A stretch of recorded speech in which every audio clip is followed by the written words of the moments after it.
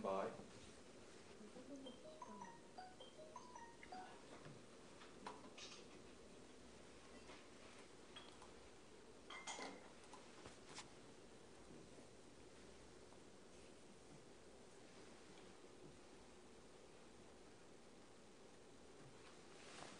참 이게 정말 대단해. 우리 트위터나 페이스북이라는 게 이거 생중계를 그냥 이렇게 하면 온 세상 사람들이 다 보니까, 그죠? 이 개인도 이런 거 많이 해볼 필요가 있을 것 같아. 누구라도 요새 많이 하죠. 예, 요즘 많이 합니다. 우리가 처음 시작했는데. 그렇죠. 네, 여러분 늘 연결된 시장 원순시의 엑스파일 시간입니다. 사실 원순시의 엑스파일이 문제가 아니라 오늘은 최순실 씨의 엑스파일, 최순실의 엑스파일이 열리는 순간인 것 같습니다. 오늘은 게스트도 또 어떤 시나리오도 없이 시민 여러분께서 최근 시국에 대해서 제 마음속에 있는 얘기를 솔직히 말씀드리고 싶습니다. 그리고 댓글로 여러분들의 생각도 들려주시면 함께 고민을 나누도록 하겠습니다. 힘들지만 오늘 이 시간이 우리 국민 여러분들 마음에 작은 위로와 희망을 품는 그런 계기가 됐으면 좋겠습니다. 이 정도인 줄은 정말 몰랐다. 또 국적을 반납하고 싶다. 국민에게 거짓말하는 대통령은 용서할 수 없다. 사실 이러한 성난 민심이 제 마음과 크게 다르지 않습니다. 박근혜 대통령은 이렇게 사과를 했죠. 연설과 홍보 분야에서 취임 후에도 일정 기간 도움을 받았다.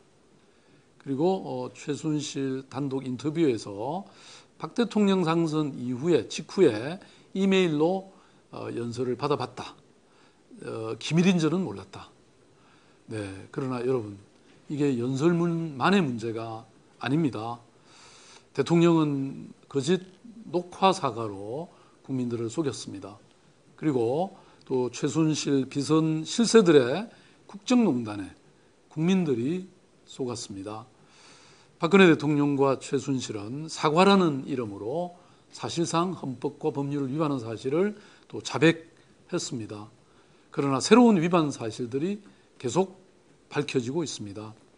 인사 개입이라든지 또 미르재단 모금 과정의 개입이라든지 이제 그야말로 거대한 비밀의 문이 열린 느낌입니다. 판도라의 상자의 문이 열린 것이죠.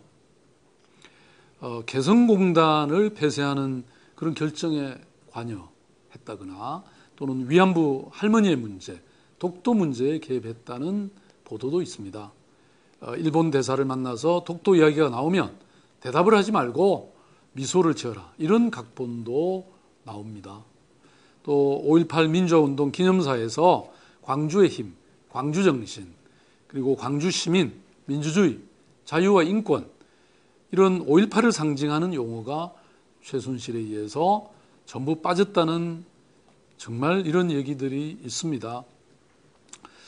심지어는 그 사드 배치가 그 결정이 국회의장이 그 다음날 신문을 보고 알았다든지 또는 이러한 중요한 외교성의 결정들이 이루어질 때 정작 외교부 장관은 오히려 백화점에서 자기 양복을 수선하러 갔다든지 이런 것들이 정말 우연처럼 들리지는 않습니다. 이런 사실을 알고 나면요.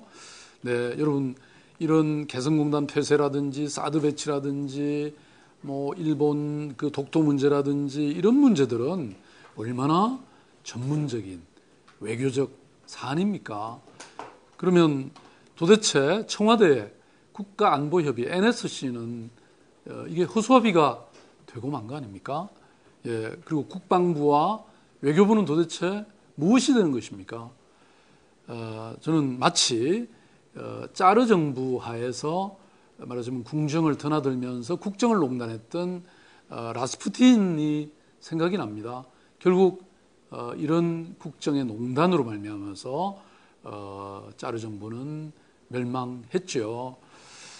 사실 정상적으로 작동돼도 지금 이런 사안들은 정말 아주 치열한 국제 경쟁의 무대 속에서, 그리고 마치 우리가 구한말 같은 이런 심각한 외교적 그 관계 속에서 이 전문가들이 모두 모이고 또 전문 외교 관료들 어떤 안보 이 시스템이 제대로 작동이 돼도 함부로 처리하지 못할 일을 이렇게 문외 아닌 정말 외간 여성이 이렇게 개입해서 이렇게 국정을 농단했다는 게 정말 이해가 되지 않습니다. 우리는 결코 최순실 대통령을 뽑은 바가 없습니다, 여러분.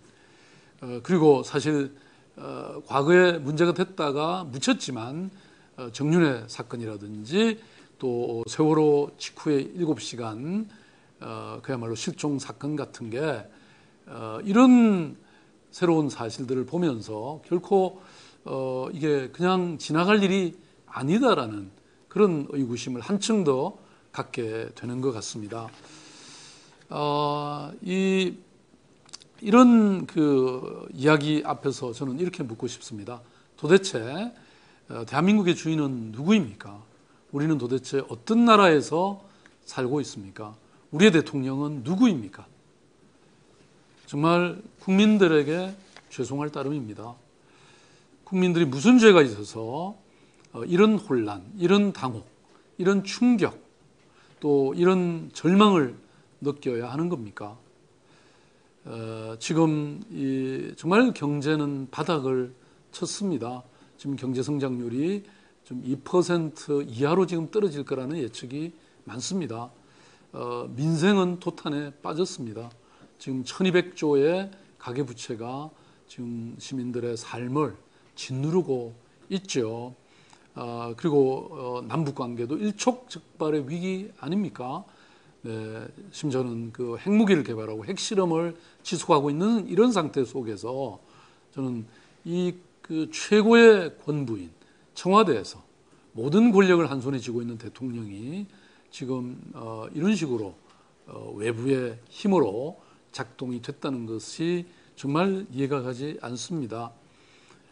그야말로 검증되지 않은 그런 외부 세력, 정말 사적인 한 관계를 가진 이런 여성, 그 가족에 의해서 좌지우지 됐다는 게 여러분 정말 믿기십니까? 나는 헌법을 준수하고 국가를 보위하며 조국의 평화적 통일과 대통령으로서의 직책을 성실히 수행할 것을 국민 앞에 엄숙히 선서합니다. 지난 2013년 2월 25일 박근혜 대통령은 이런 취임 선서를 했습니다. 그리고 헌법은 이렇게 규정하고 있죠. 대한민국은 민주공화국이며 모든 권력은 국민에게 나온다. 저는 이 취임 선서와 그리고 헌법 제1조 2항 이 헌법 정신을 어긴 것입니다. 누가 봐도 명약관화합니다. 최순실과 박근혜 대통령은 그야말로 봉건적 방식으로 국정을 농단하고 국민을 기만했습니다.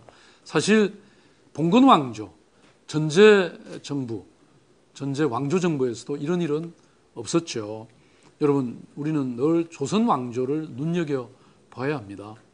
왕이 이런 전제적 권한을 행사할 수 없도록 다양한 관료적 시스템을 사실 갖추고 또 그것을 행사를 했죠. 여러분 잘 아시잖아요. 사관제도라는 게 있어가지고요. 사실 왕이 만나는 모든 신하의 보고나 면담 내용을 전부 기록을 했죠. 그게 조선왕조실록이라고 하는 방대한 그런 어떤 역사 기록이 우리에게 남아있지 않습니까? 우리는 얼마나 이것을 자랑스럽게 생각합니까? 여러분 지금 사실 여기 보시는 이 오른쪽 이 자리가 사실은 늘 속기사가 자리에서 제가 누구를 만나거나 누구를 대화하거나 면담하는 것을 모두 기록하고 있습니다. 공적인 이런 기록을 통해서 사실은 어떤 사적인 개입이 없도록 하는 것이죠.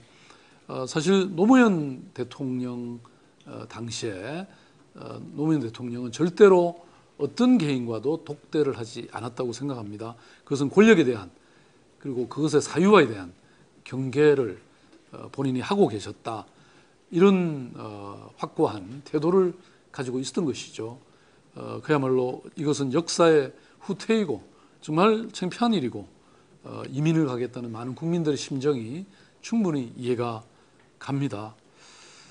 앞으로 최순실 씨가 임명했다고 믿는 청와대 비서실과 그리고 내각이 결정하는 어떠한 것들도 국민들은 신임하지 않을 것입니다.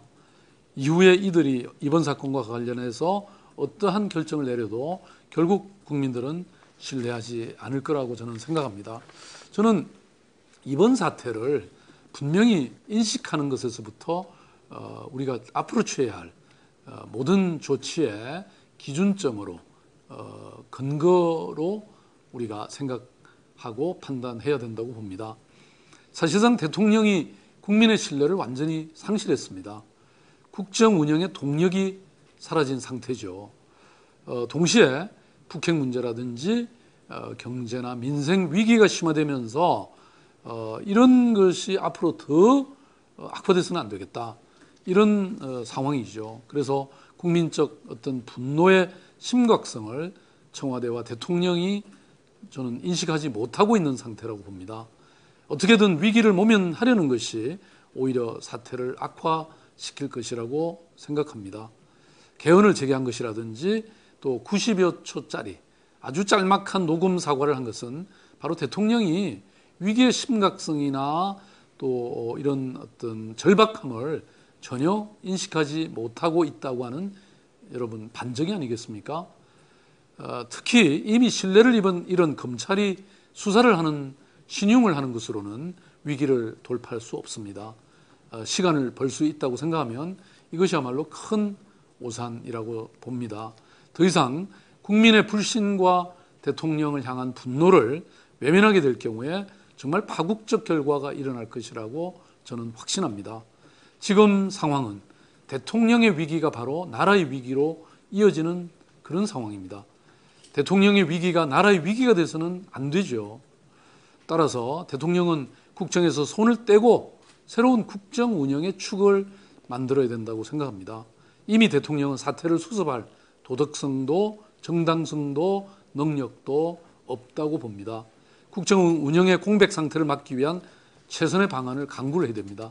저는 이를 위해서 다음 몇 가지를 구체적으로 제안하고자 합니다. 먼저 무엇보다도 진실의 고백이 필요합니다. 이것은 누구보다도 대통령 본인이 그리고 이 일에 가담했던 그 비서관들이나 최순실 또는 그 사람들이 누구보다도 잘할 것입니다. 이것을 저는 온전히 드러내야 합니다. 이것을 은폐하거나 축소하려는 노력을 할 경우에는 저는 총체적 불신을 야기할 것이고 그것은 결국 파국을 맞이할 것입니다. 여러분 아마 닉슨 미국 대통령의 워터게이트 사건을 기억할 겁니다. 어찌 보면 이 사건은 사실 좀도둑 사건에 불과했을 것입니다. 그렇지만 대통령이 이것을 거짓말을 하고 그것이 계속 부풀려져서 마침내 탄핵의 위기에 이르렀고 그리고 마침내 스스로 하야하는 사태에 벌어졌죠. 저는 이것을 우리가 교훈으로 삼아야 된다고 생각합니다. 우리 국민은 이제 거짓을 관용하지 않을 거라고 봅니다. 둘째는 청와대 비서실과 내각의 총사퇴라고 하는 인적 쇄신이 이루어져야 한다고 생각합니다. 국회에서 여야 합의로 총리와 또 중요한 장관들 그리고 비서실장에 대해서 충분히 상의하고 그리고 인선해야 된다고 봅니다. 아까도 말씀드린 것처럼 경제정책이라든지 민생정책이라든지 안보정책이 지금 절박한 위기에 처해 있습니다. 정말 한시도 그 리더십을 비워놓을 수가 없는 상황입니다. 사실상 그 권력을 행사할 수 없는 대통령과 또 그런 리더십 상황 속에서 이것은 너무나 크나큰 국가적 위기가 아닐 수 없습니다. 뿐만 아니라 이런 상황에서 제가 이미 주창한 극우 중립 내각을 구성을 해야 되는 것인데요.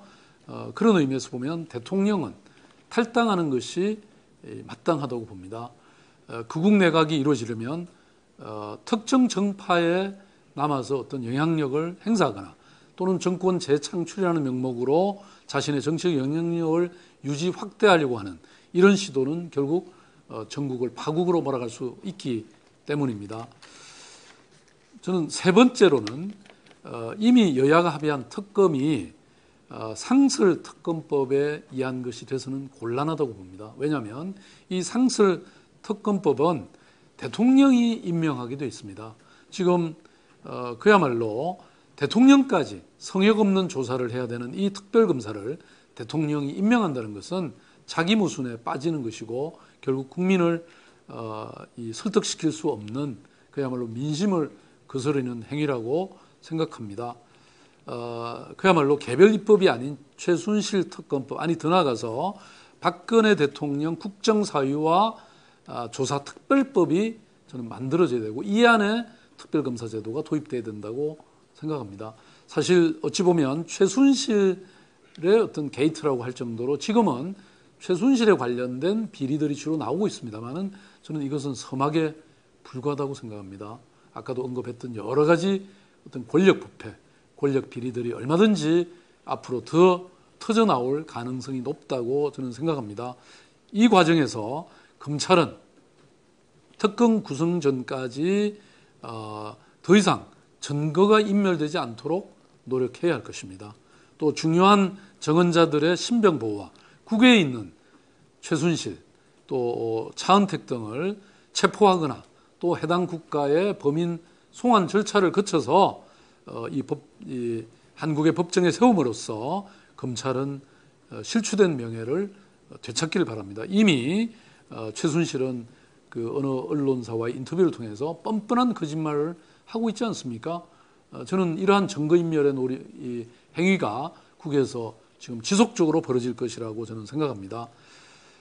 정말 성역 없이 혹독한 대가를 치르게 해야만 다시는 이런 일이 되풀이되지 않을 거라고 봅니다. 범법자를 돕는 그 어떠한 행위나 또 사람도 지위 고하를 막론하고 역사의 단죄를 피해갈 수는 없을 것입니다. 네 번째 제가 말씀드리고 싶은 것은요. 저는 비상 시도지사 협의회를 소집할 것을 제안합니다.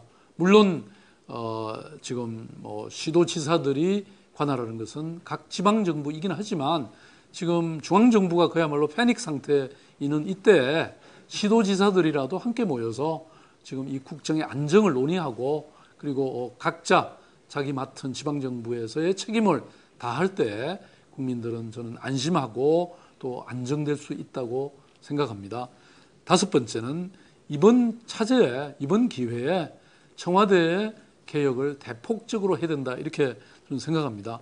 사실은 청와대는 너무나 큰 권력이 한꺼번에 집중돼 있습니다. 어찌 보면 강한 권력의 패러독스가 바로 이번 사건이라고 볼 수가 있죠. 사실 우리나라의 권력, 정치 권력, 그 정점에 있는 청와대 권력은 대통령의 권력은 전혀 통제받고 있지 못합니다.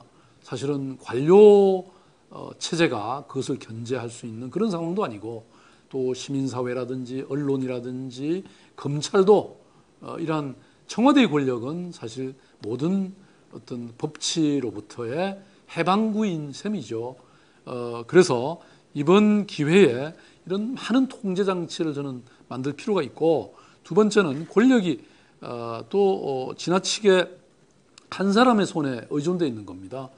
미국의 경우에는 사실 인사권은 상원이 사실상 행사를 하고 또 예산의 경우에는 하원이 이걸 행사하는 그런 권력의 분립이라는 게 그야말로 견제와 균형이라는 게 확실하게 돼 있죠. 제가 미국의 이 감사원 GAO를 방문했던 적이 있습니다. 그때 제가 봤던 자료 중에 하나가요. 지금 대통령 후보로 나와 있는 힐러리 클린턴이 그 당시에는 클린턴 대통령의 영부인이었죠. 그때 이분이 힐러리 클린턴이 이집트를 방문했는데 그때 사용했던 공군 1호기에 또는 방문지의 여러 비용들이나 수행했던 인원이나 이런 것들이 굉장히 자세하게 미국 감사원에 의해서 조사가 돼서 의회에 보고가 되어 있더라고요. 그래서 저는 이런 어떤 권력의 분립과 엄격한 통제가 예외 없이 청와대에도 가해져야 된다 이렇게 보고요. 그 다음에 또 하나 말씀드리고 싶은 것은 이 투명성과 책임성이라는 것이 저는 우리 시대의 가장 큰 화두라고 생각합니다. 말하자면 청와대에서 지금 예산이 얼마나 쓰이는지, 뭐 어떤 내용의 어떤 정책이 어떤 프로세스로 이루어지는지 우리가 전혀 공개되고 있지 않지 않습니까? 국무회의 저도 참석해봤습니다만은 정말 형식적입니다. 뭐 방망이 그냥 두들기기 바쁘고요. 그 다음에 무슨 토론도 없습니다. 대통령이 그냥 한마디 하고 그냥 법령이라든지 시행령 통과하고 그리고 몇 가지 뭐 공유할 기본적인 정보 외에는 토론이 없습니다. 논쟁이 없습니다. 도대체 국가의 대한민국의 명운을 결정하는 수많은 이 정책들이 이루어지고 있는데 도대체 이런 것들이 어디에서 결정되는 겁니까? 누가 결정하는 겁니까? 이번에 그 결정이 결국은 이렇게 비선에 의해서 그야말로 통제되지 않은 권력에 의해서 이루어졌다는 것을 우리가 명명백백히 알게 되지 않았습니까?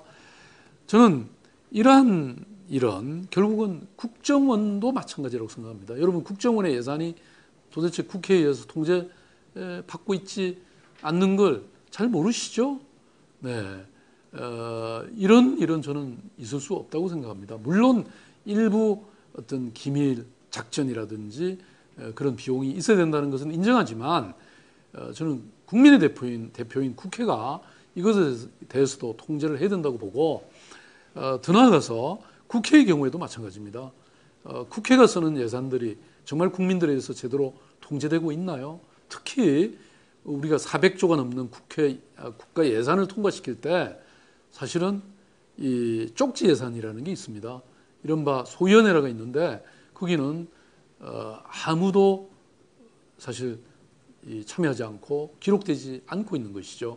그러니까 상당히 많은 예산들이 결국은 이런 식으로 결정되고 있다는 것이죠.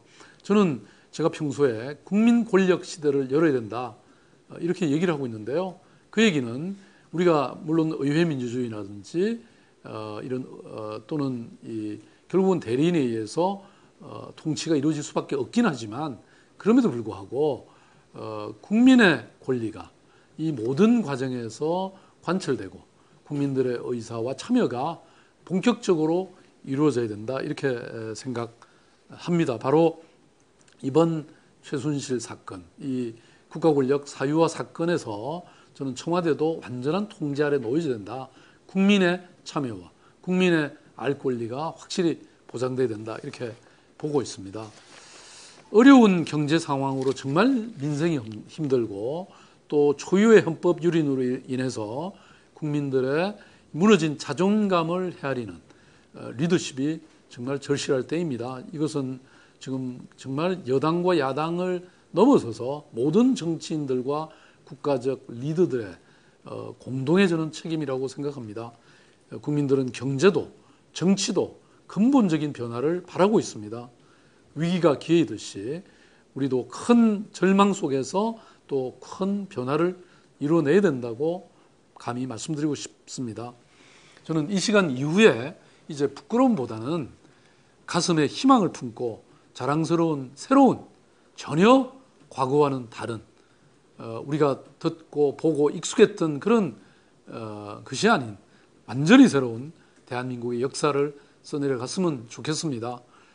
나쁜 대통령은 바꾸면 되지만 사실 우리 대한민국은 지켜내야 되는 거 아닙니까? 함께 혼용무도한 최순실 비선그룹이 엉망으로 만들어 놓은 이 비선 권력 시대를 정의롭고 또 공정한 국민 권력 시대로 바꾸어 나가십시다. 주권자의 무서움을 보여줍시다, 여러분. 세월호의 진실도, 위안부 할머니들의 눈물도, 또 역사교과서의 국정화 시도도, 그리고 메르스의 진실도, 또 국정원의 흔적문란 시도도, 정유라의 입학 부정도, 미르재단, K스포츠재단의 실체도 다 제자리로 돌려놓아야 합니다. 대한민국의 정의를 세웁시다. 부끄러움을 돌려줍시다. 오늘은 제가 서울시장으로 취임한 5년이 되는 날입니다. 2011년 10월 27일 재보궐로 제가 서울시장으로 당선되고, 그리고 온라인 취임식과 2014년 재선 후에 시민과 함께 만드는 간소한 취임식을 했더랬습니다. 취임 선서를 제가 다시 하면서 다시 제 스스로의 마음을 다잡고 싶습니다. 네, 이거는 일어서서 해야 되겠죠? 네.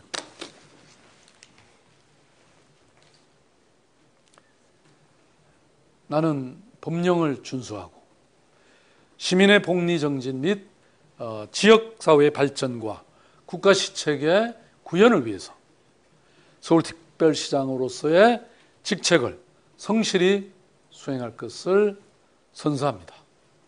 서울특별시장 박원순.